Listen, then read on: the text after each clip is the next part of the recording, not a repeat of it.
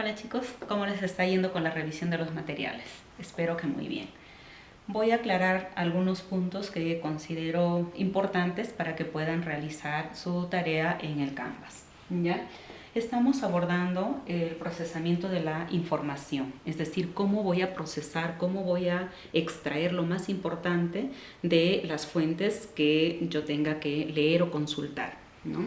Entonces, hay fuentes obviamente que son de carácter o el texto continuo, ¿no? Los que cuando nos enfrentamos a la lectura de textos en los que los párrafos están escritos de manera lineal, y los textos discontinuos como los gráficos, como las figuras, una figura misma, una pancarta, por ejemplo, también es una fuente de información.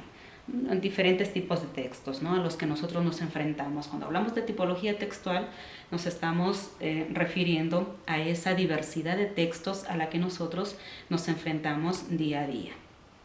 Cuando nosotros queremos redactar un texto, lo primero que hay que hacer es documentarnos, es decir, vamos a la revisión sistemática de las fuentes confiables, ¿ya? ¿Y cómo analizamos una fuente? Ahí en su material ustedes tienen esta primera diapositiva, ¿ya?, en la que se presenta esta imagen, y ustedes tienen que ingresar a este link para poder revisar el video completo y responder a estas preguntas, ¿ya? ¿Para qué sirve la revisión de fuentes? Como les estaba diciendo, para realizar para tener claro el proceso de escritura académica. Cuando nosotros nos enfrentamos al proceso escritural, muchas veces tenemos ciertas dificultades, como por ejemplo, decimos, uy, voy a tener que escribir, voy a tener que redactar un texto académico, pero no se me ocurre nada, uy, ¿de qué voy a escribir?, etcétera. Lo primero que hay que hacer es remontarnos a las fuentes confiables.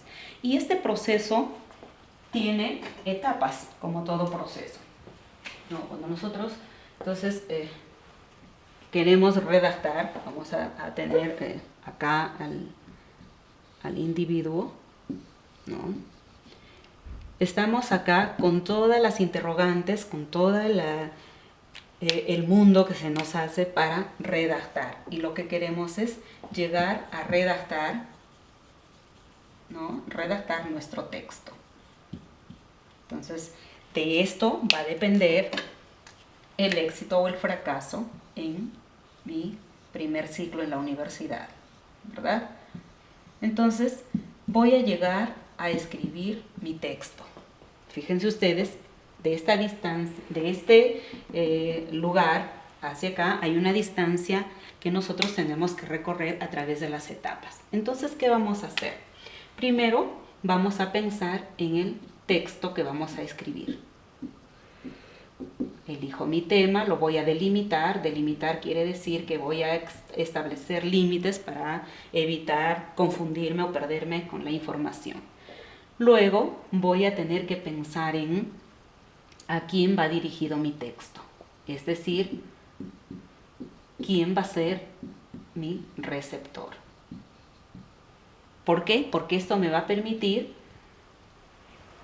adecuar mi léxico. Esta parte del análisis de fuentes, ¿ya?, corresponde o está dentro de la planificación. Entonces ustedes van a encontrar un material ahí en Canvas, ¿no?, como este. Entonces dice proceso de escritura académica. ¿Qué hacemos? La planificación.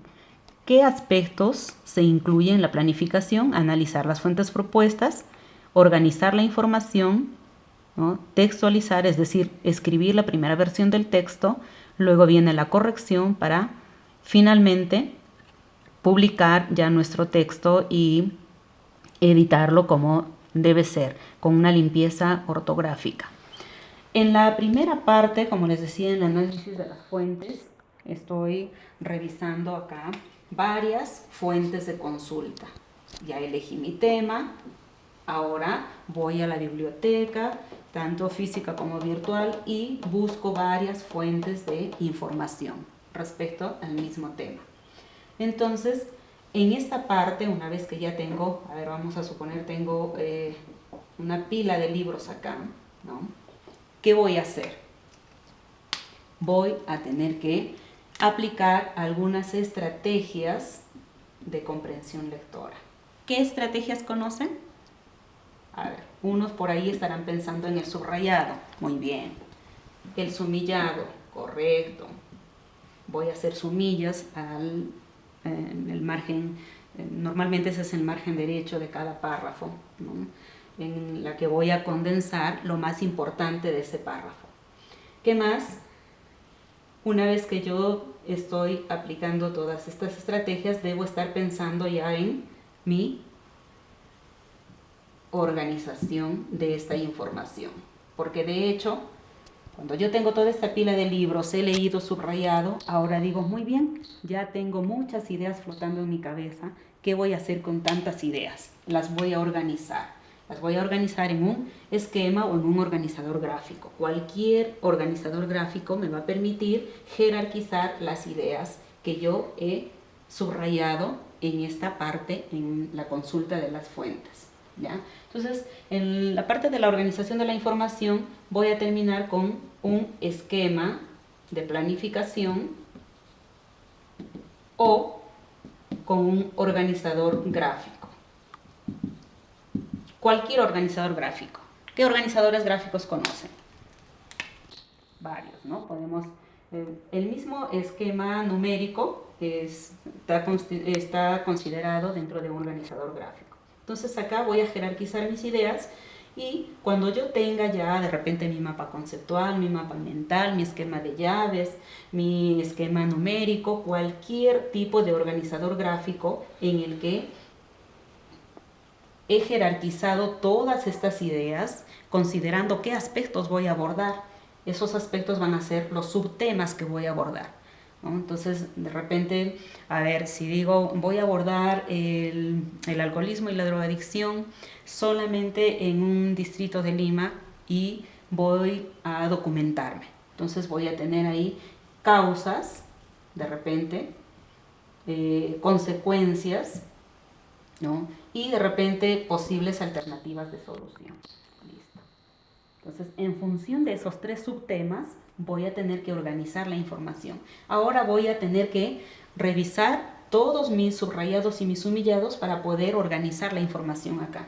Es decir, a ver, yo leo por acá y digo, esto creo que va en causa. No, mejor en consecuencia. Voy a tener que ver cuál de los dos fue el detonante de la consecuencia. Entonces lo voy a ir ubicando, ¿ya? Podemos comenzar con una lluvia de ideas para luego organizar un esquema.